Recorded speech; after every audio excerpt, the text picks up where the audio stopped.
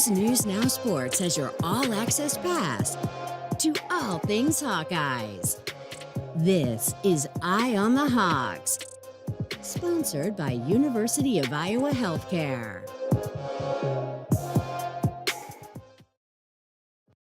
So are you pleased that you got it done in the second quarter? Honestly, I didn't even know at what point it occurred. Yeah, right. No, Caitlin keeps selling us the same bill of goods that she doesn't know when it's coming. I do believe her, in fact. But she does indeed break the Big Ten's all-time scoring record last night against Northwestern. Best player in Big Ten history. I think we knew it before now, but this solidifies it. Now the conference's all-time leader in both points and assists.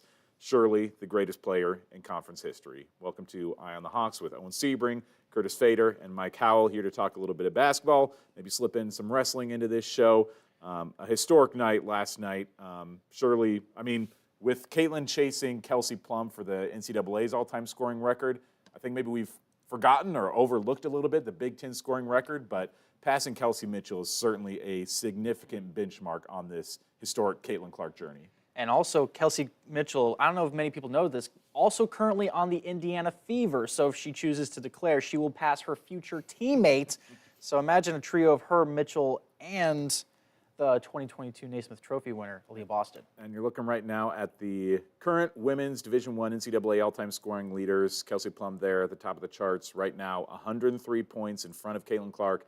Kelsey Mitchell right behind, and numbers 4 and 5, Jackie Stiles and Brittany Griner. If we've been doing the math properly, so Caitlin is 104 points away from breaking the record. A lot of projections out there. They play Maryland Saturday, Penn State next Thursday, and then Nebraska the following Sunday. Seems like that's kind of where we're. If she scores 35, then it will happen late in the Nebraska game. If she doesn't, if she struggles a little bit against Maryland, which the Hawkeyes have been prone to do, as we've been pointing out on this show, then it will be the following game at home against Michigan on the 15th. I'm sure that's what the broadcast said. I just pulled up this image real quick. Because Caitlin's scoring, averaging 32 points a game this season, which is kind of bonkers. And if she averages that, it'll be at Michigan. But, you know, she's always, you never want to count her out for a 40-point game, 45-point game here or there. So she's gone 35 plus the last few games. I mean, I know last night obviously did. She went for 38 against Nebraska. I mean, overhit on 36 and a half. Overhit. I really didn't want to make that drive back out to Lincoln again, and I'm sure Hawkeye fans were hoping to see that record fall on at Carver Hawkeye Arena, but it's looking a lot more like we might see that one happen over at the Devaney Center in Lincoln. I wonder if Clark against Nebraska is like, how about a 25-point triple-double tonight? Maybe I'll lean back on the points and I'll just like dish it a bunch. Dish it out. See if we can get Hannah a career high or something, yeah. But I think last night after the game, both Lisa and Caitlin spoke about where she stands on the scoring chart now, as she now is 104 points away from breaking the record, and what that means to her, what that means to the university, and as she continues on this journey, as she possibly will overtake history in the next 3 to 4 games, possibly. Caitlin, of course, becomes the Big Ten's all-time leading scorer with this many games to go, and overtaking somebody the caliber of Kelsey Mitchell is outstanding. So really proud of her, but also her 10 assists tonight that she had. Great job. I think the coolest thing is just, you know, the names that I get to be around. Those are people that I grew up watching, especially Kelsey Plum, Brittany Griner, Kelsey Mitchell. Those are really, really great players. People that are still playing our game at the very highest level, and people that you watch night in and night out. So just special for me to be in the same, you know, area as them. And obviously I've played with a lot of really good teammates that have allowed me to do my thing. And Coach Bluter, obviously, it's kind of what she pitched to me when I got recruited 4 years ago is, you know, we play a fast, up-tempo offense, and, you know, you're going to kind of have the ball in your hands. And, you know, she's kind of just let me thrive and be me. And there's, you know, not a lot of coaches out there that would probably allow that every single night. So, you know, I'm just very thankful. It's really interesting to think about, as Curtis mentions, that Kelsey Mitchell is on the Indiana Fever as well. If Caitlin decides to go pro after this year, she'd be on the same roster with Kelsey Mitchell and Aaliyah Boston. That's a lot of Naismith winners on a single roster. I mean, some of the college women's games all-time greats on a single roster. That's Side note, Aaliyah Boston, does the Peacock analysis in studio for like halftime pregame. Is that right? And for the last 3 Hawkeye games that I've watched on Peacock, and she's great. It's crazy how she was a college athlete last year, and she's already, switching to the WNBA / already in the booth kind of thing. Yeah, good. And that's a great, that's a good point. I'm Side hustle in the off season. honestly, so many WNBA players have to go over to England, to Turkey, to Russia, to China or Japan to make a living in the off season when it's not WNBA season. But for somebody like Aaliyah to be able to stay in the States and make some money as just an analyst for college shows. I wonder if she did in that in college too, because if you watched, and if any fans out there watched, it's pretty seamless. You can tell she's new at it, but you wouldn't think that she's an amateur. She was very personable to us in Dallas when we were interviewing her at the Naismith Trophy ceremony as well. Always super well spoken. I had a chance to speak with her after Caitlin won the Naismith, and she was very congenial, very well spoken, very humble about it. And we spoke to her again during the build up to the game in the arena. And she's great young woman. I love Aaliyah Boston. But as has been the theme with the Hawkeye women's team this year, another sellout in Chicago last night. I think, Mike, you've got a Scott Docterman tweet that he was posting about the attendance numbers. Yeah, give me a second. What's the name of that arena in Chicago? Well, it has I know Welsh Ryan Arena. I think it's Welsh Ryan Arena. Welsh Ryan, yeah. So here it is. Just he put together, I think, this little Excel spreadsheet about the attendance that Iowa's gotten, and if you look at it, the first 4 you can throw out because it's the Gulf Coast Classic, and one was for a neutral site in Charlotte, but it was the largest crowd for a women's basketball game in North Carolina history. Yeah. But all of these, well above their average, and a lot of them have been sellouts. I think they've sold out 30 of the 32 games that they've had on the schedule. So I don't see it yet, by the way. Sorry, I don't know if you thought you had it up. Oh, yep. There it was on the preview If screen. you're watching on our YouTube page, you can see some of these numbers and some of the video and sound bites as we're playing them out throughout the show here. But, we've got Scott Docterman's tweet up here with his Excel spreadsheet. First off, I should mention that largest crowd for a women's basketball game in North Carolina history is a significant number because they are maybe not as much this year powerhouses, but both Duke and North Carolina have had some incredible women's teams over the years. I'm sorry. I was thinking, I thought that Dawn Staley had a Carolina connection. I can't remember. She coached at Duke or something. I believe she played at Virginia, but then went there. But anyway, that's all to say that that's a state that loves college women's basketball. So for them to have the largest women's basketball crowd in history is saying a lot for that.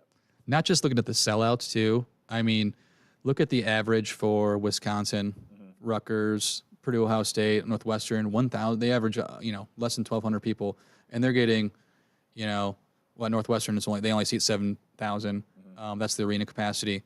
But Ohio State, 18,000, 14,000. There's a lot of people. And that's that's maybe the most significant thing to look at, especially for that average last night. Northwestern averages, what's that, 1,600 people? Yeah, 1,600. 7,000 last night, nearly 7 times their average. Ohio State even, it's not only do they sell out, but it's 3 times as many people that usually come. 12,000 more people than they average at Ohio State game, and that can be true of Rutgers is almost the same way. Wisconsin's almost the same, 10,000 above their average, more than 3 Nebraska's pretty jarring too. Yeah, Nebraska's incredible. Yeah, Pinnacle Bank Arena, that's a big building, so that sellout of 15,500. What's Carver's capacity? It's somewhere around 15,000. Is it? Yeah. Pinnacle's a big arena too, so for them to be able to sell that one out too, man. Carver's 15,000 for now. Who knows? Maybe there's some more renovations being made. I would hope if they renovate, they'd make it smaller, but that's just me. Yeah, it would be a fun renovation if Caitlin was still around and they could see. Yeah. All right, how many people can we actually fit into Carver Hawkeye? This is Okay, very how many in the lower bowl can we fill after she's gone? Yeah. This is very unique to Caitlin, I believe. With this women's basketball team, they've been doing an Elite Eight before her in recent history. In the last 10 years or so, and they still did not fill out like they are now. True. And the men used to bring a lot of fans to the stadium, and now this last 5 years has been kind of a struggle. And I'm curious to ask you about that, Mike, if you have insight why that was when Megan Gustafson was tearing it up for the Hawkeyes, why they weren't selling out those games. I just think Caitlin Clark, it reminds me a little bit, and I'm not comparing her as a player to like Steph Curry, where she can just shoot from wherever. And the one clip we had of the soundbite, I should play it again. There's one where she takes it to the hoop off her left hand, which she's right-handed, she blocks someone and then gets the ball, runs down and shoots a three, and then she throws that amazing assist to Hannah Stolke when the shot clock's going down. Like, just the facets of her game. Like, Megan was great, but when you went there, it's just dumping down low. And I think a lot of people don't like that kind of basketball. I think more people like run and gun and shooting crazy, just because if you're not 6'5" if you're a woman or whatever, or 6'10" as a man, you can't just dump the ball down low and back up against someone who's tall. But anyone can shoot the ball. The assist to Hannah last night is maybe one of her most impressive assists that I've seen Caitlin have so far. And the angle, Blake Hornstein from our partner station WHBF did a great job going out there last night, and he was shooting highlights. But even the Hawkeye women's account tweeted the video of that when it happened. And it's like Caitlin gets double teamed out by the scorer's table and just kind of one-handed zips it down low to Hannah, right in a perfect spot for her to put it up and in and get fouled in the process. I mean, that is supreme court vision like few other players have. I don't know if you guys would balk at this comparison, but I mean, it's, mildly problematic for us to keep comparing her to men's players when she just brings a totally different game than a lot of these people. Steph Curry has been the comparison for a lot of these years, but somebody they thought of the other day when he dropped 73 points was Luka Doncic. She's not maybe as big as he was, but some of the ways that she approaches her game is a little bit like Luka to me when I was watching those highlights. If I were to make a women's comparison, I would say she has the passing ability of Sue Bird and the scoring ability of Diana Taurasi. And having both of those assets in one, plus the additional range that nobody has really seen before. Maybe Sabrina Ionescu gave us a mini preview, but none to what Caitlin Clark has consistently done. She is a unicorn in her own right, and that's why the only comparisons we can make are men who we've previously watched that have done things that we have never seen before in the past. So that's the only reason why we can compare like this. I think Lobo. Also, when we're comparing it to men, the women's game is growing now, but when you're talking about past players, it is easier to just go, to the new fans that are watching, just to like a NBA player or that's like that. what people know. Yeah. And it's weird because I almost feel like Steph Curry is very limiting to her because I see different aspects of past legends in her when she's on the court and off the court. And it's just very interesting to see because, in a way, it's almost like Jordan when just her aura on the court. I'll never forget the first time I saw her. I think it was against Maryland at home last year when she had a layup. They gave up an offensive rebound, and then she goes, ah! And she just claps. I'm like, oh, snap. And like she gets the ball, dribbles it, and then drops a 30-footer on this poor Terp's head. And I was just in awe. And then she also plays with her heart on her sleeve, kind of like Kobe did. And obviously, off the court, she's a lot like LeBron, where she is, vocal on some things, but she's always very kind. And sometimes people don't like that. People don't like people who are too nice. Sometimes they think it's like inauthentic. And she also gets the LeBron treatment in terms of, if somebody is so liked, then there's something wrong. And now there's a lot of people trying to ruthlessly tear her down for no reason. So I just see all of that in her, and she's going to have her own aura herself, and so many people are already inspired. Yeah. In terms of the sellouts, I mean, again, it's been basically every game going back to the start of December has been a sellout, and I think Caitlin last night spoke about what it's been like to play basically in front of a sold-out arena every time that she's taking the floor.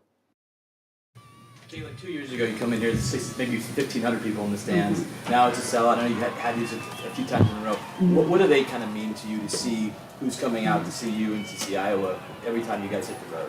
Yeah, I think this was one that was definitely circled on my calendar just because I know the amount of Iowa fans in the Chicago area. So I was super excited to come here. I love this gym, and Coach Joe, I have so much respect for him. I think he's amazing. He's amazing for women's basketball, and we've had a lot of really good battles in this arena. I believe last time I was here, we went to overtime, and it was a great one. I think Veronica Burton was still on the team at the time, but yeah, I mean, it's cool to see just how, the crowds have changed as my career's unfolded. Obviously, I start in COVID where it's just family, and now every single game I play in, it's all sold out. So it's not something you ever take for granted, and it's kind of, I don't know. I mean, I think it's kind of crazy people are screaming my name so much. It's not something you really ever get used to. Anytime we step on the floor, whether it's at home or whether it's on the road, people spend a lot of time and money to get up to a place to watch us play. So, I always want to take time and, sign a couple autographs after and try to play the best I can and, smile, have fun because, not many people, one, get the chance to come see us play, and two, a lot of people are spending a lot of time, money, and resources to have these opportunities that, hopefully will give them memories for the rest of their lives. Yeah, I love her mentioning that too, just how much people are investing, because those ticket prices for women's games, I mean, last night, I think Doctorman or somebody tweeted about that as well, that it was like just getting in the door was going to be $200 for somebody, buying that off the street. So there's a lot invested into it. Somebody else that did have a great game last night for the Hawkeyes was Hannah Stolke. She's been just all over the map kind of with her performances recently, but had a great one last night against Northwestern. Let me pull up her numbers here. Yeah, they had a double-double, yeah. 17 points, 9 rebounds, 2 assists. Kind of what they need out of Hannah going forward, because going back her last few games, she didn't play against Wisconsin, which, whatever, didn't really need her. She's still recovering from an injury. Ohio State, obviously a lot of people talking about the free throws in that game, but still scored 10 points in that game, had 7 rebounds. Fouled out of that game. Against Nebraska, only 7 points and 4 rebounds in that one, just kind of all over the map. But last night is kind of the performance that they need out of Hannah every night. Yeah, especially if you're looking at a lot of the other contenders that have pretty good big women, I should say, like South Carolina, like an LSU. I'm not sure what position Cameron Brink plays for Stanford, but I know she is typically one of the bigger-sized athletes out there, and somebody has to guard them, and that's going to be up to Hannah. So if she can somehow keep out of foul trouble and be able to maybe try to get those types of players in foul trouble themselves and actually trying to score and get at them, that's going to be huge. She was really impressive, yeah, and a couple other role players, if you want to call them that. Kate Martin had 16 points. She's 2 for 2 from 3. Gabby Marshall, 4 for 5 from 3. Yep. Those are the kind of performances. And I know that's just Northwestern. They're 7 and 14. They're having a kind of down year for them. But those are the kind of performance you need from those are all starters and from your role players if you do want to win a Big Ten regular season title. Yeah, especially from Gabby. You need that shooting from the outside, 4 or 5 on three-pointers. I've been curious the last couple of games. I mean, tomorrow we're going to get our press conference with Coach Bluter. Sharon Goodman has just not played very much the last couple of games. I don't think she played the entire first half against Nebraska, and then last night only played 3 minutes. I mean, Sharon's been so reliable in the post this year that I wonder if she's battling an injury right now or something, just because we haven't seen a lot of her, and we had really seen her spell a lot of those minutes for Hannah in recent games. And so I am curious what's going on with Sharon. I think it's load management or, just as much as you can. Could be, but I mean, 3 minutes for Sharon, like that seems... It does seem to me throughout the season... Johnson had more minutes than Sharon Goodman. It does seem to me that, at least with the 3 bigs, Addie, Sharon, and, Hannah's been, with the games that she's been hurt, they've kind of...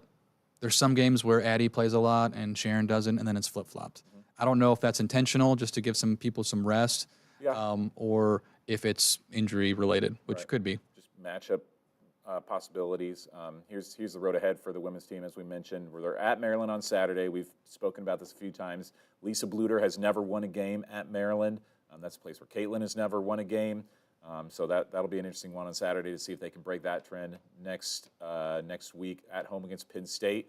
I don't typically think of Penn State as a women's basketball power, but they're 16-5 right now. I mean, I got to think that Penn State, if they were to win a couple more games, they could be on the verge of reaching into the top 25. Then at Nebraska, which we mentioned is possibly the game that she could break the scoring record.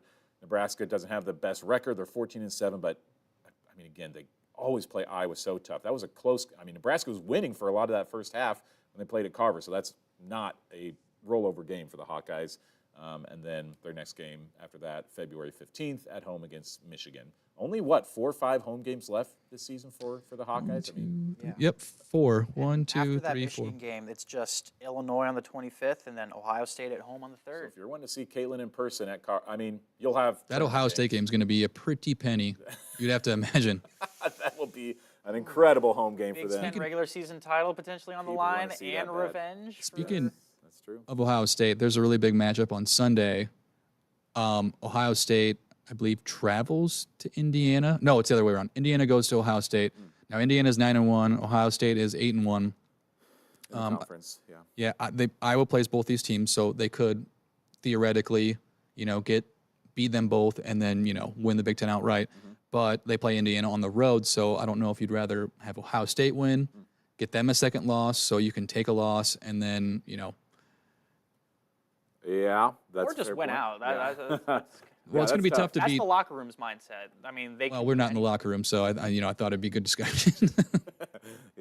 Yeah, it's a good point. I'd be curious. Who will you guys be rooting for in that game? If we're putting ourselves in the shoes of Hawkeye fans, who do you root for in that game? I think you are confident enough that you're going to beat Ohio State at home, so I think you root for them to get Indiana another loss. Really? Okay. Because that theoretically could still be, if they beat Ohio State, it would be technically co-Big Ten champions in that scenario, right? If they beat Ohio State and Ohio State beats Indiana. has 2 losses at the end of the season, Ohio State. or Ohio State. They've lost a Big Ten game right now. Yeah. Oh, okay, sorry. Who have they lost to?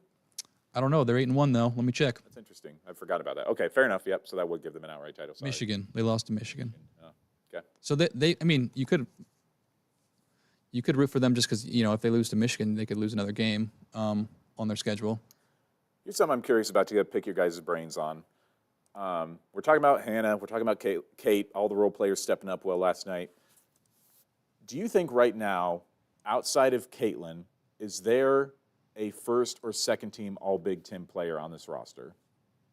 No. I think Molly Davis could get second team.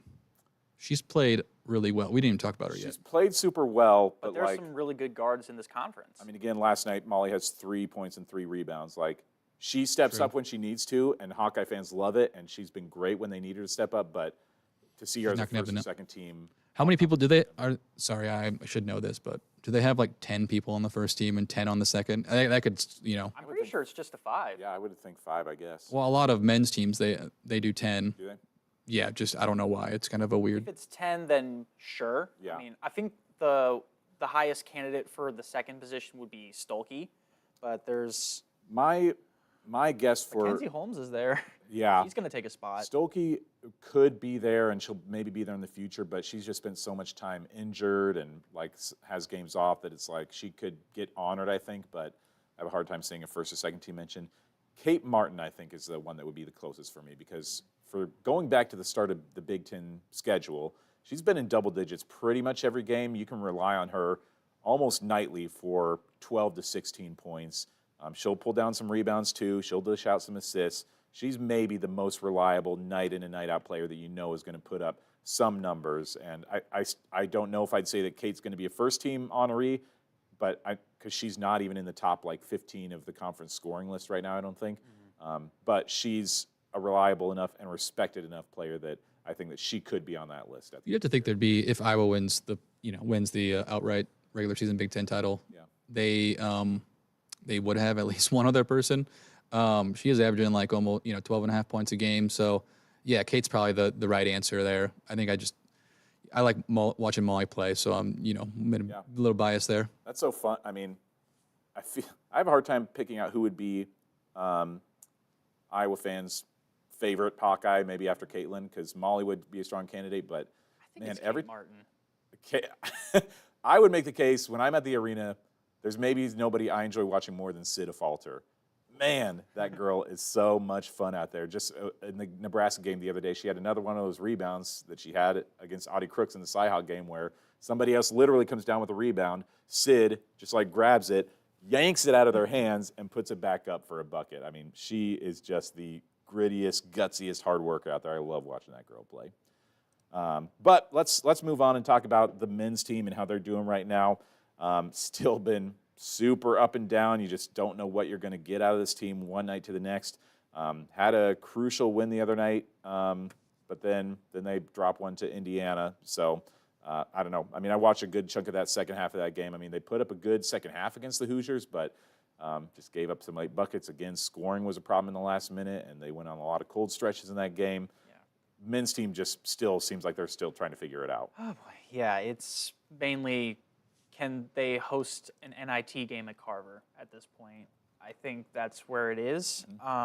If you really want to get down to the dumps, just say get your young guys more reps, see what Dembele and Harding is made of with more minutes against Big Ten competition. Obviously, Peyton Stanford has taken a step up. Tony Perkins has played very well as well. I think he's averaging like roughly around 22, 23 a game these past few games. So it's been pretty good from those two players, but there's just too many inconsistencies. Who else is going to step up? And, we were talking last week how, Ben Crickey, where did he go? Yeah. Sometimes he comes in, sometimes he just is an afterthought. Yeah. He's really struggled last few games, at least on the scoring, and that's what, his forte. Dembele did get 15 minutes against Indiana. That last 8 minutes was like a microcosm of the season.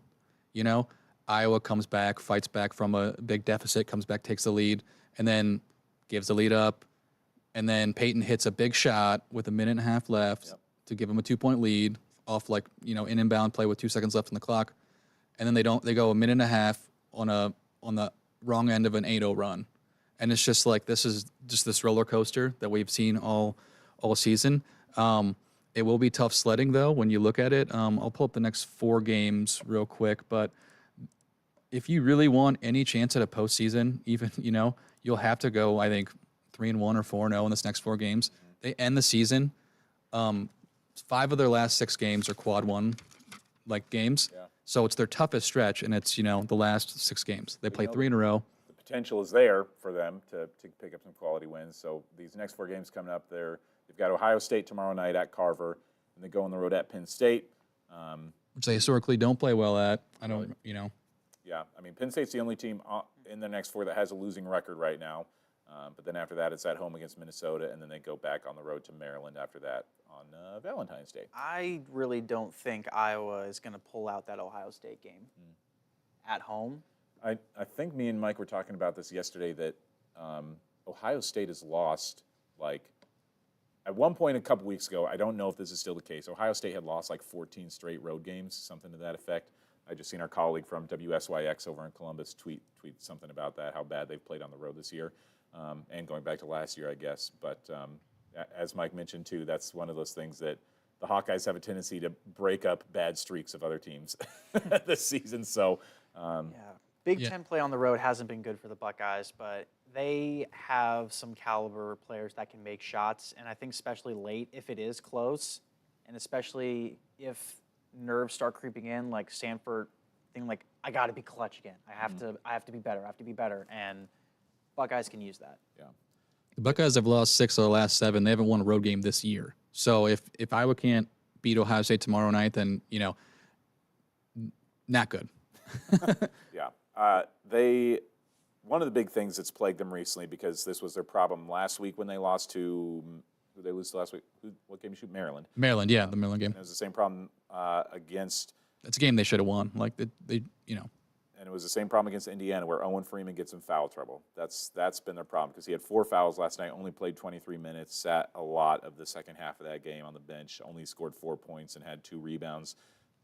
They're going to expect more out of Owen each night in terms of scoring, and so when he's out with foul trouble, that's going to be something that's going to hurt them down the stretch if that continues to be a problem for him. But it's also an indictment where you're heavily relying on your freshman center to be the pin that moves the needle.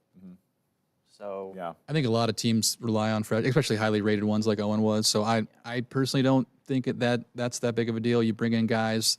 Iowa actually is one of the few that hardly ever brings in freshmen, and they make, I guess Keegan, but he only played 10 minutes a game this freshman year, 10, 15. But yeah, the foul trouble is an issue, especially when he's playing bigger guys like against Purdue in last game, against Indiana. Those 2 bigs that they had were just giving him fits all night. Yeah. I know I've said that 20 wins is kind of the plateau they need to reach to get into the tournament. I don't know. Mike, would you say in your bracketology mind that that's the same? I mean, they have 10 regular season games left. Do you feel like they need to reach 20 wins to have a legitimate shot at getting into the tournament? What do they have now, 12? They have 12 right now. If they go 8-2 down the stretch? with 3 quad 1 wins. That would be a pretty good look. I mean, you can count in tournament I think they'd be a bubble team. I think they could. I don't see that happening, No. Have very hard time seeing that. So there might be some more postseason basketball being played at Carver Hawkeye Arena. You're probably going to get a couple of home games in the tournament for the women's team. I mean, if they're playing the NIT, they're not allowed to have a home game either. I mean, they could go on the road and play somewhere too. Yeah. That's almost even worse. That's just such an insult. I forget, because I know the NIT restructured things this year to figure out, because it's when you win the biggest selling point in the past was that if you're a small conference and you win your regular season conference title, you're automatically in the NIT, and that's not the case anymore.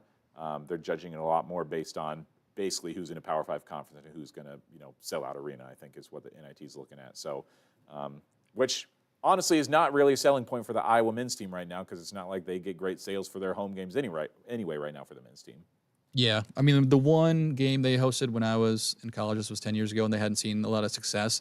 Almost the atmosphere was better because the season ticket holders who tend to be on the older side and they sit in the front, they don't necessarily get those seats. So usually you get people who actually want to be there in front. So the atmosphere was better. I don't know, though, this year if that would be the case. I think with home games in the first 2 rounds, barring like a major collapse on the women's side, and those tickets will probably be expensive on the secondary market. I don't see a lot of people coming to an NIT game. Yeah. But the one thing I'm looking for this team is, like you said, Curtis, those young players. I mean, this is a time where Owen Freeman, Brock Harding, and some of the younger pieces can learn how to, I don't want to say lose in the Big Ten, but learn how to like make their, work on make adjustments in the Big Ten. I want to see what Price has got. Yeah. Price hasn't seen a lot of the floor. It'd be fun to see more of him. Josh Dix has looked good in the minutes that he's been in there. Owen, I made a full screen about this the other day for the show where Owen is reaching a lot of freshman scoring records for the University of Iowa that he could get there in blocks and rebounds and field goal percentage. But he's, again, got to stay on the floor if he wants to get to that point. I promised a little bit of wrestling conversation. The Hawkeyes have 4 duels left in the year before the Big Ten tournament starts. Just 2 of those are going to be at home. They're at Michigan tomorrow night. And then next Friday is going to be the Penn State matchup, which is, I got to imagine, going to just about sell out Carver for that one. They usually have a pretty big crowd for that one. 8 o'clock start time, though. Why? Yeah. Why? They love those late Penn starts. State, 9 o'clock Eastern. Yeah. Why? It's a Friday. I mean, That's true. Not a school you night. go to bed at 10. Yeah. You're usually here till 11 or something. I mean, we do have a 9 o'clock show. It's hard to have a final score by the 9 o'clock. So- But anyway, yeah, we've been following this wrestling team a little bit. I know, Curtis, you've been getting a little bit more into advancing your wrestling knowledge this year, as have I, and as limited as it still might be. What have you seen out of this team velocity matchups? Because we've talked about that 185 spot that, what's his face, Aiden Riggins has struggled, but he got that win against Northwestern the other day. So potentially things keep looking up for them. Things are definitely looking up, and I think the biggest debate right now is in the biggest matchup, who's wrestling at 285, Bradley Hill or Ben Keeter. You obviously saw the lightning in a bottle in Keeter with his high school resume. Obviously the talent to be a dual athlete, him recently joining the program. He's gotten already a pin under his belt, 2-0 in the matches that he has been able to go out and wrestle. But then Bradley Hill has gotten the more experience. He's been holding it down at 285 post Cassiope suspension. So he has a right to be out there. And Coach Brands was even talking about it. He was like, everyone's talking about Ben Keeter's pin against Northwestern. Well, what about Bradley Hill's pin against Illinois? So they're both kind of being solid pieces in the lineup, and you're hoping that throughout this week, one person has emerged as a better option, and I'm very curious to see who wrestles Michigan and who wrestles against Penn State. Also curious is a lot of people are theorizing that they're trying to give Gabe Arnold a red shirt and save him for more eligibility, but he still has a couple matches left to maintain the red shirt. Really? Are we going to see him against the Wolverines or the Nittany Lions? I would love to see Gabe Arnold go up against Penn State. That would be fun. It looks like Iowa's gone up to number 2 in the national polls right now. They leapfrogged Missouri. So they're number 2, which I think is honestly deserved at this point. I mean, they're dominating their last few matchups against lower teams in the conference like Northwestern, Illinois, and Purdue. But against number 10 Minnesota, they won 22-9. Against number 6 Nebraska, they won 22-10. Like, they won a lot of matches in that one that they maybe would not have been expected to win against. I mean, we're going back to November, but they beat Iowa State 18-14 when they were number 8 in the country. I forget what Iowa State's ranked right now, but they might be. They were as high as 4th last I had. Yeah, they're outstanding too. So this is a team that this might be one of the Brands brothers' best coaching jobs this season, based on all the guys that they lost and all the things that they had to figure out kind of on the fly at the start of the season. We talked about that a lot this last fall with Coach Ferentz, with the amount of guys that got injured for the Hawkeyes and how they had to play through an injured quarterback and the offensive coordinator discussion and wide receivers and your tight ends going out and Cooper DeJean getting hurt. So many things that they had to battle through to still win the Big Ten West, one of Kirk Ferentz's best coaching jobs. This might be one of the Brands brothers' best coaching jobs. Yeah, but you're also deep down worried that Penn State is going to be Iowa football's Michigan. I mean, that's kind of what I feel like the program's gearing up towards. Because, I mean, that's going to be the difference between winning the conference and not, is the Penn State Nittany Lions. And I think they're going to beat Michigan. It might be close. It might not be. We might be seeing some techs out there. But Penn State's going to be the big measuring stick. I mean, while Cale Sanderson is coaching that Penn State team, unless Iowa brings in a few more absolute dudes that can win a few more weight classes. Like the Ferrari brothers? I didn't say that, but some might. I still have a hard time seeing them overtake Penn State in any fashion, whether it be regular season, whether it be the conference tournament or the national tournament. Penn State is on a caliber right now that Iowa wrestling was on in the 80s and 90s, where they are just the absolute only team that can win a national title year in and year out, it seems. Yeah. I think the biggest claim to fame is trying to get individual titles. Like Real Woods obviously is on his own mission. He said even from the start, like I remember he was like, "Hey, you had a pretty good year last year being runner-up." He's like, "No, I didn't. I lost." And just straight face. I'm like, "Oh snap! He lost once. That was bad." He wants to go undefeated and be a national champion, and he can do that. And other potential national champions, Jared Franick at 157 could potentially do it, but he has the tendency to get into some really close matches, and he'll get a takedown, maybe an escape, and sometimes try to ride it out, and sometimes he gets caught right at the gun, and that's how he could potentially get upset early in those rounds. But if he holds firm, he is a high-caliber wrestler, and I could totally see him winning a national title. Yep. All right, well, let's land this plane. This has been another episode of Eye on the Hawks. We're going to be joining you every Thursday for the rest of the basketball season. Oh, sorry. I got one last thing I just want to tell you. Yesterday, just Tim Lester was officially hired. We did a podcast on this earlier in the week when it was just reports. Go check it out on our YouTube page. It's on the website, iowasnewsnow.com, or search Iowa's News Now on YouTube. We had I thought it was a good discussion on what Lester brings to the table and his kind of offensive philosophy and where everything sits there. So go check that out. And then I think there's an introductory press conference. We'll probably stream that live if we can, if Iowa allows us to. So that's early next week sometime. The date has not been announced. Is that correct? That is correct. We have not heard a final date on that. But, yeah, we just found out today that Tim Lester is going to be the quarterback coach for the Hawkeyes as well. That was not announced in the initial press conference. We discussed that as a likelihood based on his quarterback's background. He's been a quarterback coach at a number of his stops. So, anyway, it appears that Tim Lester will be the quarterback coach as well. So the last spot that we need to fill on that Hawkeye football coaching roster is wide receivers coach right now. And I believe we heard a word that Bud Mayer would be that was a rumor online. A little speculation, yeah, but it would be I a feel like possibility, every potential hire seems like a strikeout instead of a home run to most Hawkeye fans. Well, let's just say that was a rumor, and I don't think anyone's legitimately reported that Bud Meyer was. So if he is, it could it could happen. But a lot of people said I wouldn't count that as fact yet. It was about as likely as Joe Philbin becoming an offensive coordinator. So a lot of things can get bandied about online. How about Brian Ferentz becoming the wide receivers coach again? Wow. That would be quite a turn. That would be an Undertaker rising from the dead meme. There's a guy named Diane Lawrence coming into the program. Well, keep informed with us here on Eye on the Hawks. You can follow us on X. You can follow us on YouTube. Every week as we go live here for the show, you can watch us live and you can see the video. You can see the highlights, the tweets that we bring up and the conversations that we have about that, the full screens that we put together. There's a lot of good content if you want to join us on YouTube. But you can see us on Instagram as well and wherever you get your podcasts online at the stores, Apple Store, wherever that might be. We appreciate you joining us for another edition of basketball/wrestling/ a little bit of football. Eye on the Hawks. For Curtis, for Mike, I'm Owen Sebring. We'll see you again next time.